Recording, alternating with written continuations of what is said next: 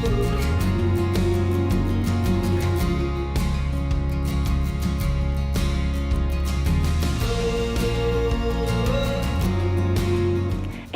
u nilqawkom għal programmi ieħor Qrajt dan l-aħħar li llum se jlaqgħana ma' Sergio Grech. Sergio twieled iż-Żejtun fl-1975 u l-awtur tar rumanz Il-Lejl tal-Irġulija u ta' 3 bijografiji fosthom dik tal-Patri Kapuċċin Feliċjan Bilokka. Huwa wkoll l-editur tal-4 kotba Bejn Storja u Miti li l-aktar wieħed riċenti jitratta lil Patri Hilary Taljaferro. Xi xogħlijiet ta' Sergio ġew ippubblikati wkoll fil-Malti u leħen il-Malti. Sergio Grech kien l-ewwel direttur eżekuttiv tal-Kunsill Nazzjonali tal-Ktieb. Allura Sergio, xi qrajt dan l-aħħar? Insellimlek Antonella, fil-fatt xtaqt nipproponi ktieb li ħareġ dal-aħħar ġimgħat, ktieb ta' Steve Borg, Il-Maltin, Għemilhom, Drawwiethom u Ġrajjiethom. Dan huwa ktieb interessanti għal fatt li l-protagonisti tal-ktieb la kienu Prim Ministri, la kienu kapijiet tal-oppożizzjoni, la kienu sqefijiet, la kienu monsinjuri tal-katedral.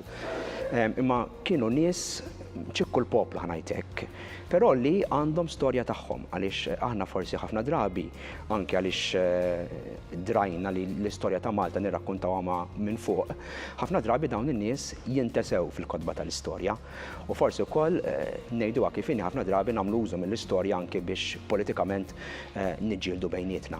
Però hawnhekk Steve Borg joffri interessanti numru ta' rifletturi, fil-fatt se jkun l-ewwel minn 3 kotba, fuq nies xi ħadd li pereżempju qed jagħmel xi riċetta partikulari li llum insejniha għal kollox. Il-ġam tal-isfaraġell pereżempju.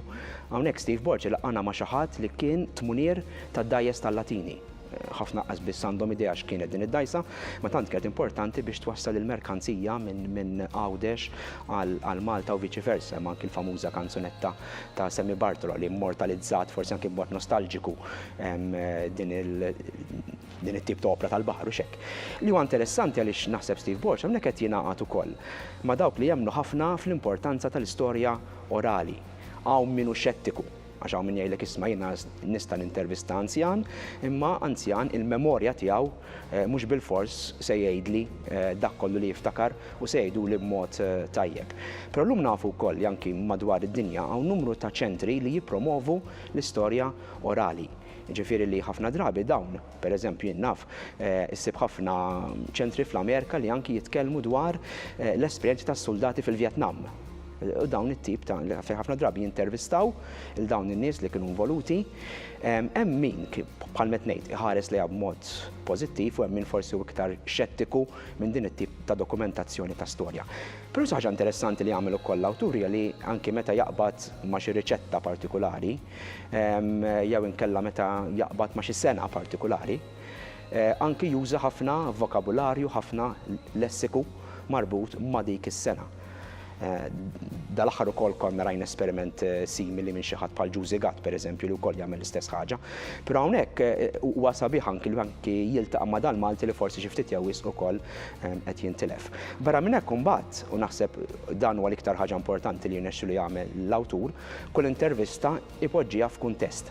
Ġifieri jaqbad l-intervista u jikkummenta dwarha. Jew inkella jkompli jżid iktar informazzjoni ma' dak li jkun qallu min qed jintervistah.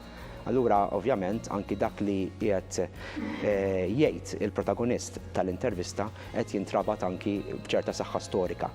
U allura hemm anki wkoll għal min interessat wieħed jista' jfittex iktar fuq dan is-suġġett. Naħseb kellna bżonn fil-fatt pubblikazzjoni bħal din u jiena nistqar miegħek ħerqan għat-tnejn l-oħra. Grazzi ħafna Sergio, interessanti ħafna u nħeġġu lit-telespettaturi imorru jfittxu dan il-ktieb bħalli jitalmu aktar. Aħna nirringrazzjawkom tal-li segwejtuna, narakom il-ġimgħa d-dieħla fl-istess ħin. Sadattant aqraw imqar nitfa' kuljum.